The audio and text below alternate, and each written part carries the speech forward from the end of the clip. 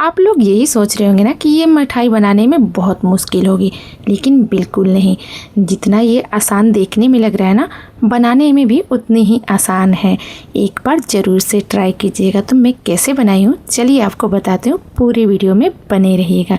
इसे बनाने के लिए ना आधा किलो मैंने मैदा ले ली हूँ और उसमें हम स्वाद अनुसार नमक डाल दे रहे हैं और फिर उसके बाद इसमें हम मोअन डालेंगे। तो करीब बड़े कटोरी से आधा कटोरी मैं मोअन को डाल दे रही हूँ और अच्छे से मिक्स कर देंगे। और मिक्स करने के बाद ना इसमें थोड़ा थोड़ा पानी डालकर इसे हम आटा को गूँथेंगे। बिल्कुल सॉफ्ट गूँथना है। सॉफ्ट का मतलब ये नहीं कि बिल्कुल जैसे रोटी बनाते हैं वैसा नहीं, ना टाइट गूँथना है और ना ज़्यादा सॉफ्ट गूँथना है। बस इसे एकदम अच्छे से हम गूँथ लेंगे।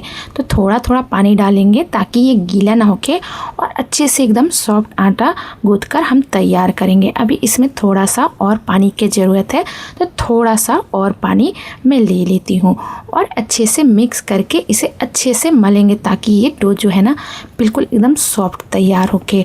अब अगर मुझे ज़रूरत होगा पानी का तभी मैं डालूँगी, नहीं तो इतने में ही आटा को अच्छे से गूँथकर मैं तैयार कर लूँगी।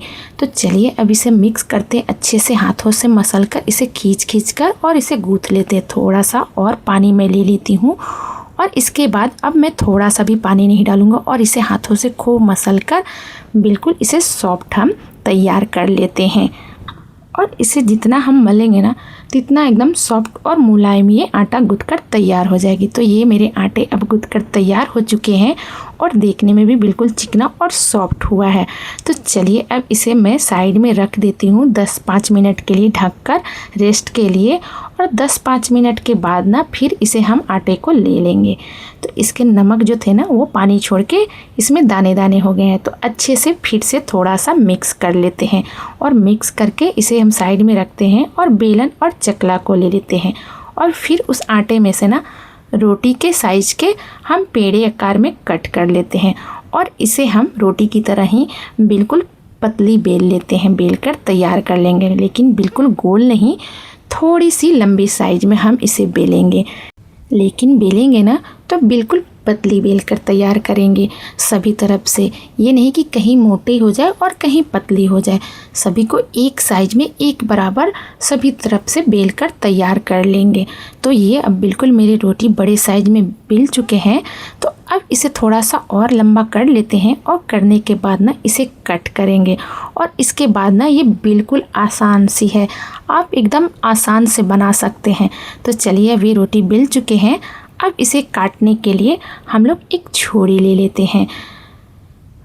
अब छुरी से ना इसे पहले इस साइड से सीधे कट कर लेंगे, फिर दूसरे साइड से कट करेंगे और बिल्कुल एकदम सीधी आकार में इस तरह से लंबा कट कर लेंगे।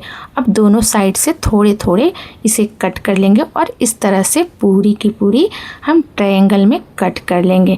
और ट्रायंगल के कट करने के बाद फिर से हम चाकू को लेंगे और चाकू के जो नोकी है ना, नोकी से हम इस तरह से कट करेंगे, जो ऊपर साइड के हैं और नीचे साइड के हैं। ध्यान रखेंगे कि ये कटे नहीं, बस बीच में ही इस तरह से लंबे लंबे हम लोग को चीरा लगा देना है और दोनों तरफ से ज्वाइंट होना चाहिए, नहीं तो फिर हम अच्छे से शेप नहीं दे पाएंगे। जिस तरह से मैं कट कर रही हूँ ना उसी तरह से आप कट करिएगा। अब ये पूरी तरह से कट चुके हैं। कोई साइज़ जो है ना थोड़े ऊपर ही छोटे साइज़ रह गए, उसे थोड़ा सा मैं बड़ी साइज़ कर दे रही हूँ। लेकिन ध्यान रहे नीचे से ये बिल्कुल कटा नहीं चाहिए, ज्वाइंट रहना चाहिए। अब उस कॉर्नर को उठाएंगे और दूसरे कॉर्नर्स को मैं जोड़ दे रही हूँ। फिर इसे बीच से उठाकर इस कॉर्नर को इस तरह से जोड़ देंगे और दोनों साइड से हम इसे चिपका देंगे और इसे थोड़ा सा हल्के से हाथों से खींच लेंगे, क्योंकि मैदा है ये थोड़े सिकुड़ जाते हैं। तो इसे खींचेंगे ना तो थोड़े से और ये पतले हो जाएंगे। तो ऐसे खींचने के बाद दोनों जो एंड कर देंगे और बीच से इस तरह से करके अंदर से उसे घुमाकर खींच लेंगे और खींच के इस तरह से इसे पलट कर चिपका देंगे और इधर साइड से भी हम चिपका देंगे। आप चाहो तो इधर साइड से भी चिपका सकते हैं या नीचे साइड से भी चिपका सकते हैं। तो बनने के बाद हो गए ना बिल्कुल इस तरह के फ्लावर के शेप में। अब थोड़े थोड़े साइड से कट कर ले रहे हैं, क्योंकि इस साइड में थोड़े ज़्यादा ये आटे के हो चुके हैं। तो इसे थोड़ा सा कट करके इस तरह से खींच लेंगे ताकि वो आटा थोड़ा ज़्यादा वहाँ ना रहे, वहाँ भी थोड़े पतली हो जाए। तो इस तरह से बनकर शेप तैयार हो गए। इसी तरह से दूसरे भी हम पेड़े के आकार में लेंगे और उसे भी इसी तरह से हम बेलकर शेप देते हैं। तो एक और बेलकर आपको दिखाते हैं ताकि आपको बनाने में ना आसानी हो जब आप ये बनाएं तो आप ध्यान से देखिएगा कि मैं कैसे बना रही हूँ। तो इसे भी मैं बेल ली हूँ और बेलने के बाद फिर से चाकू के सहारे इसी तरह से कट कर ले रही हूँ। कट करने के बाद ना दोनों साइड से फिर से कट कर लेंगे और कट करने के बाद फिर से इसे हम बीच में चीरा लगाएंगे, लेकिन दोनों कॉर्नर को ज्वाइंट ही रहने देंगे, नहीं तो फिर आसानी से ये बन नहीं पाएंगे। तो है ना ये बनाना बिल्कुल आसान।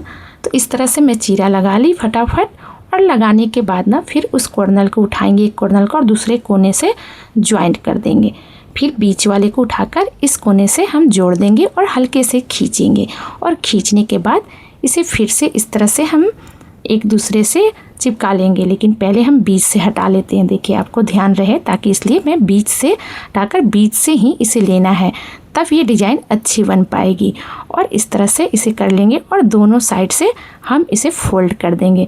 तो मैं इस बार दोनों साइड से नीचे ही साइड में फोल्ड की हूँ, और जो एक्स्ट्रा आटा है ना तो थोड़ा सा उसे कट कर लेंगे, चाहे आप रख भी सकते हैं, लेकिन वो थोड़ा ज़्यादा आटा वहाँ रह गया, पकते समय वो अंदर में थोड़े जहाँ आटा की तरह लगेंगे, इसलिए वहाँ कट कर मैं पतला कर दे रही हूँ। तब ये बनकर तैयार हो गए हैं। इसी तरह से ना बाकी को सभी को शेप में दे देती हूँ, और इसी तरह से सभी को मैं बनाकर तैयार कर ले रही हूँ। तो बनने के बाद मेरे इतने बनकर तैयार हुए, और ये मैं सभी को शेप देकर तैयार कर दी हूँ। अब इसे साइड में रखते हैं और पहले हम लोग चाशनी बना लेते हैं। तो चाशनी बनाने के लिए एक बड़े से बर्तन लेंगे और उसमें बड़े कटोरी से 1 कटोरी मैंने पानी डाल दे रही हूँ, और करीब उसी कटोरी से मैं 1.5 कटोरी चीनी डाल दे रही हूँ, क्योंकि जो चाशनी बनाना है थोड़ा गाढ़ा बनाना है, थोड़ा चिपचिपा बनाना है। जैसे हम लोग रसगुल्ले के बनाते हैं ना, उस तरह से नहीं, उससे भी थोड़ा गाढ़ा बनाना है। इसलिए पानी का मात्रा कम रखेंगे ताकि जल्दी से चाशनी बन जाए। और चीनी ये पिघल चुकी है और बिल्कुल ये चिपचिपा हो चुका है। तो अब गैस को बंद कर देते हैं और साइड में रख देते हैं। उसके बाद अब कढ़ाई में ऑयल को गर्म कर लेते हैं, और गर्म करने के बाद गैस को ना मीडियम रखेंगे, और एक एक करके इसमें हम डालेंगे।